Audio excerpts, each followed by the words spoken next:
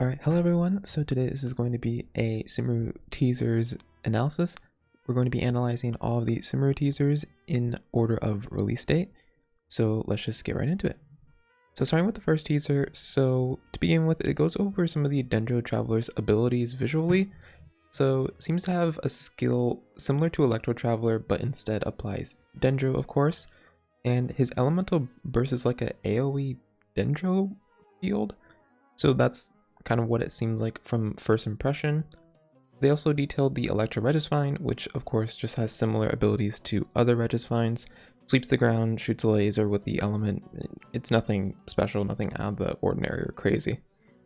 So then they also bring in some Dendro reactions. So of course they mentioned that they brought back the old elemental reaction designers back into the project for these, so that's really cool to see. Some keywords that they reference are catalysis, wisdom, and life. So these of course reflect the reactions designed in the environment mechanics of the reactions. Now they first introduced bloom, which is of course hydro and dendro. These of course represent the recovery and the catalysis concepts of Sumeru. Now this is the concept based on blooming flowers, and what it does, it appears to drop a catalysis which can then react with other reactionary elements. From what I know, I've seen that it apparently explodes and deals dendro damage if there's no reaction that happens with the catalysis after some time, so there's also that. And then the other reaction that they introduce is catalyze, which is electro and dendro, bringing forth the energy aspect of electro and the wisdom aspect. Now, from what it appears, it drops electro particles. As we see when Razor hits the enemy, it gives electro particles after the reaction happens. And it sort of has shock effects after the reaction is done, so I'm guessing this might be like a signal for like a debuff or like a damage bonus in some way. I'm not really sure. Now this also seems to increase attack speed. We see this when Genshin does a reaction, her attack speed increases by a little bit. It looks like a good like 10-15%, maybe even 20% attack speed, give or take. And of course they entail that this has some connection with Sumeru's local history, which I don't really know what this is supposed to mean, but this seems pretty important, I guess. Although to be honest, I think it was just kind of a thing that they just slipped in there. And then lastly, they mentioned polymorphic transformations. So this involves objects, monsters, etc. with dendro characteristics. So when applying pyro, electro, or hydro, it affects the object's state. So pyro, of course, burns, which means it can be restored when you apply dendro onto it again. Using electro on a dendro characteristic object, I'm just going to describe this as revitalizing the object and I guess increasing its effects.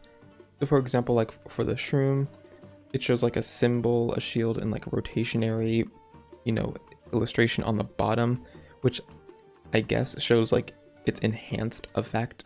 So like for example, we see in the video that the character bounces a bit higher than on average when you jump on the shroom when you use electro on it, so it's pretty cool.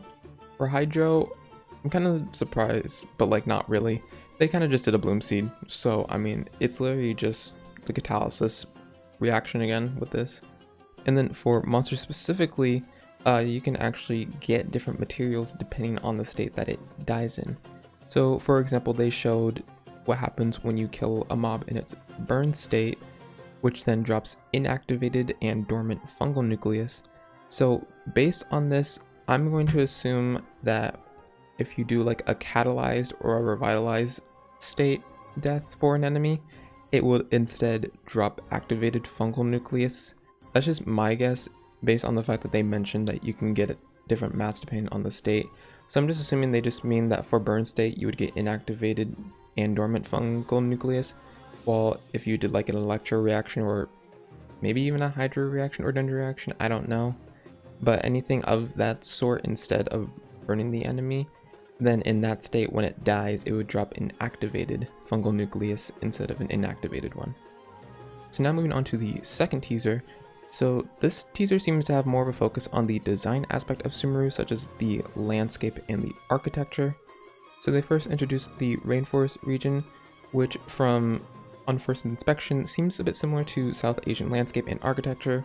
So for example, like mountain ranges, there's some plains and plateaus, water-based systems, etc.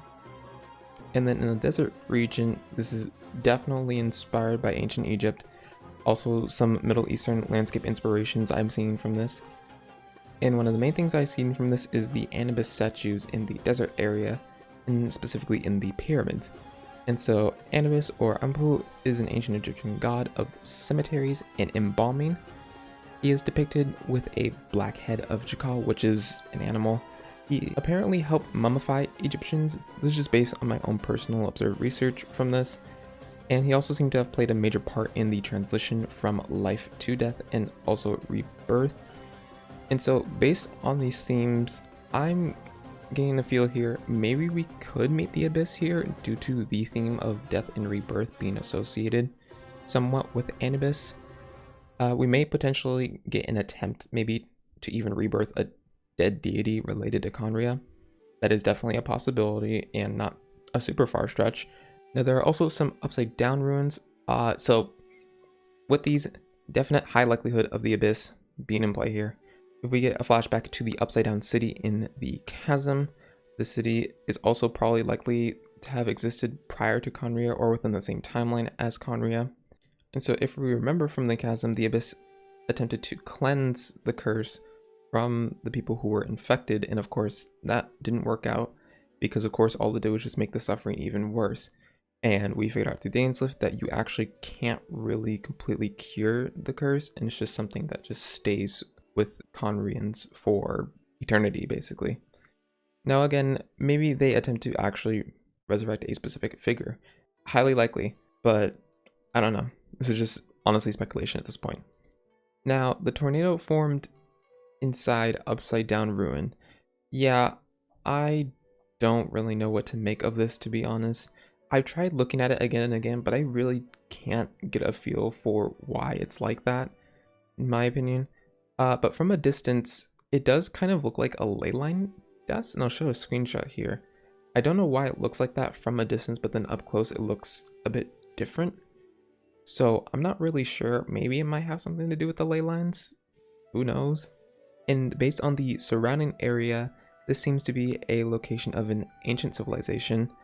So again, definitely inspired by ancient Egypt, probably related to the Eremites. Not really sure about the specific inspiration, though this is likely probably just a generalized concept or idea that they implemented into the game. And then of course we see the little spirit buddies who want us to solve the crises in the forest. Now, the interesting detail about them is only kids can see them. However, we can see them and we're supposed to help them. So in my eyes, this is saying this is maybe low-key confirmed Traveler's physical age in a way. Like, is it now actually literally confirmed that like physically Traveler is underage? Or I guess another way to look at it is maybe since we're not native to Tevat, these conditions for to be a kid to see these creatures aren't necessarily needed to see them for us because we're not native to this world. I'm not really sure though about this. There's also the fantastical forest. This is similar to the mushroom biome in the chasm. We may get some connections about that there. The people who live in these biomes may possibly know about the people or the other mushrooms or whatever in the chasm. Definitely a possibility. May even be knowing of the mushrooms and also those other plants and stuff in Enkanomiya as well. So that's also kind of interesting. So there may be some connections between those. So we'll get to see that when it comes out. And yeah, love the mushrooms. They look pretty. And then they also showed the withered forest. Now this is stated as a mysterious force seems to be eroding them. So in my opinion, I'm assuming that there is some form of soil erosion because that is usually what happens, especially in regards to plants and things of that sort. Usually soil erosion is the reason of why things sort of wither out like that, at least in the real world. I don't know if they applied this concept into the game or not. It could be potentially likely that either human or deity related activities hurt or ruined the land soil. And now when I looked at these trees over and over again, they seemed very similar to the purified thunder sakura tree. Maybe the concept of filth applies to these trees as well as, except maybe they were already purified and the things that were taken away from them seemed to be something that actually kept them from thriving. Or sorry, not kept them from thriving, just kept them thriving, period. So again, this is like the sacred sakura tree. Just a reminder that the concept of filth, especially with these trees, is mainly related to leyline filth. So it could mean someone might have taken it, which then could also mean that they're taking leyline filth and using what their knowledge of ley lines to maybe take control of it, abuse it.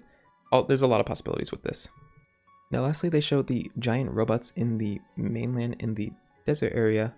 Now these of course are likely to be related to the cataclysm, but honestly, it's nothing more, nothing less of that. We're probably going to get some key information regarding khaenri'ah technology, or just some events that happened. Who knows, we may even get like some sort of visualization from these robots that, like, you know, they show like a projection of what happened, or maybe just like a text database or whatever. Kind of the thing like when we try to like connect to the ruin guards that were stuck in Dragonspine, and how they just kind of gave like a series of codes in response. We may get something more specific like that, and we may actually get whole sentences in like dialogue. So definitely a possibility in that regard. And now lastly is the third teaser. So in the third teaser, there's more introduction of characters, background, etc. So they mentioned that the academia handles the more official, or I guess governmental stuff in Sumeru, which Monka, definitely not sus. They mentioned knowledge is managed through a Gnosis power device from the previous Archon, Greater Lord Rukkhadevata. Now, Rukkhadevata from Pali translates to tree spirit, and in Shaivism it refers specifically to tree goddesses known as Yakshinis. Now these were worshipped as goddesses of wealth in the guardian spirit of practitioners.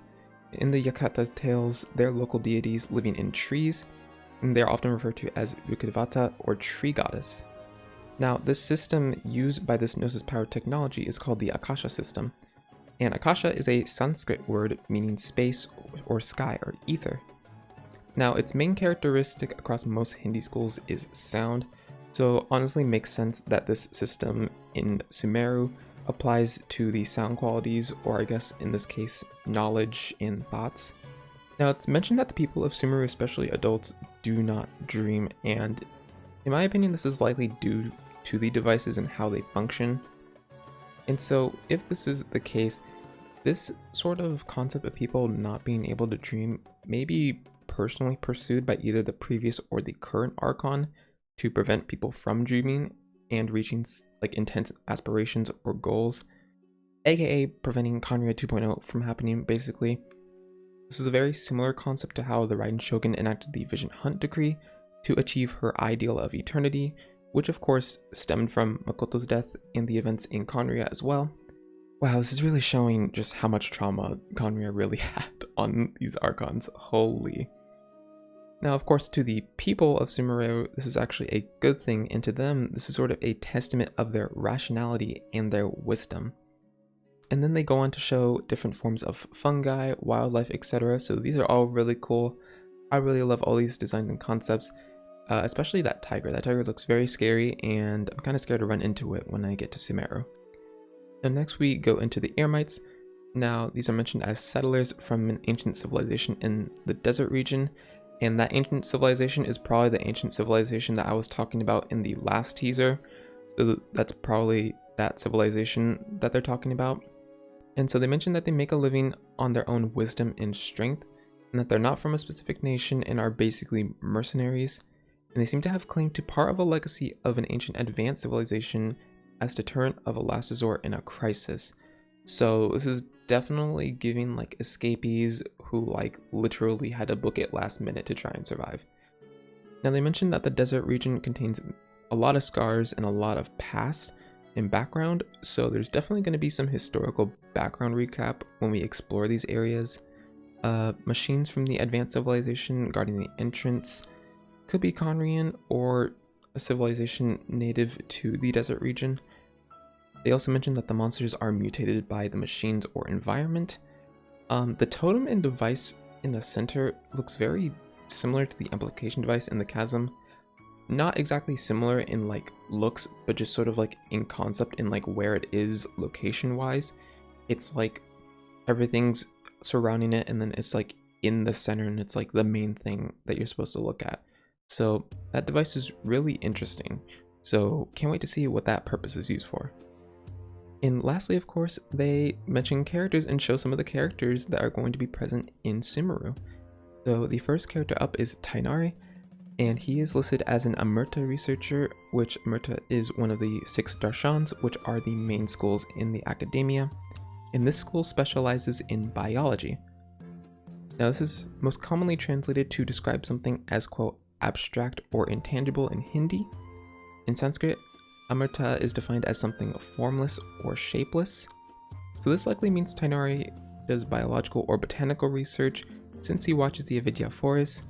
And also kind of makes sense since in the introduction card he quite literally states that he majored in botany. So all makes sense. And then of course he has foxy ears. And this is definitely based on his constellation Vulpes Zerda, and we can assume based on design and constellation that this is inspired by the fennec fox. And overall, he looks really cute. I like his design a little bit. And next is Alhaitham. I am still trying to pronounce his name properly. I just can't do it, so hopefully this is an okay way to pronounce it. So we'll meet him in Port Ormos, and Ormos is a Greek word translating to bay or cove. Now I also looked up another definition of Ormos, and apparently it's also a masculine Hungarian name meaning like or from a cliff. And if we look through Indian numerology, Ormos adds up to 23, and then its subtotal being 2 plus 3 is 5, which would be its associated destiny number. And destiny number 5 is associated with boundless energy and adaptability, as well as impulsiveness, impatience, and dislike of being told what to do. So maybe the land or the people in the area could share these traits. Maybe Alhaitham himself could share some of these traits of maybe being impulsive or being someone who really dislikes being told what to do, all that sort of stuff. Although honestly, its association may quite literally just be because of its Greek word translation being bay or cove, so it could just be that. Now Alhaitham is part of the Haravatat in academia, which is also another darshan of the 6 darshans, and this one specializes in ancient runes. This is stated by Hassini in dialogue set number 3 during the energy amplifier fruition. When translated from East Asian languages and Spanish, this translates to School of Epistemology or Semiotics. Now, epistemology is the philosophical study or theory of knowledge, while semiotics is the study of signs and symbols in relation to language or communication. So this probably means that Haravatats study ancient runes primarily through, say, analyzing and creating maybe theories, from transcribing and deciphering hidden meaning messages or scriptures in these runes. And so I would like to describe them as sort of like, I guess, the main theorists of the darshans. And this kind of connects with Hassini's comments on why the Haravatat is the least recommended option of study, at least from his perspective, for us if we do choose to enroll in the academia. In quote, its members are as eccentric in speech as they are few in number. I don't think there's much to look forward to there. Now, one last thing that I wanted to mention that I didn't originally include in my analysis is actually his thing that's in his left ear. It looks very interesting, and my personal opinion of it is I think it's sort of like an anti-Akasha system device where his knowledge can't really be managed as a resource, and in a way he's found a technology that sort of, I guess, blocks the device from properly working, that I guess he knows something about the behind the scenes of what's really going on with the previous Archon's Akasha system device. So there's a whole lot going on in that regard.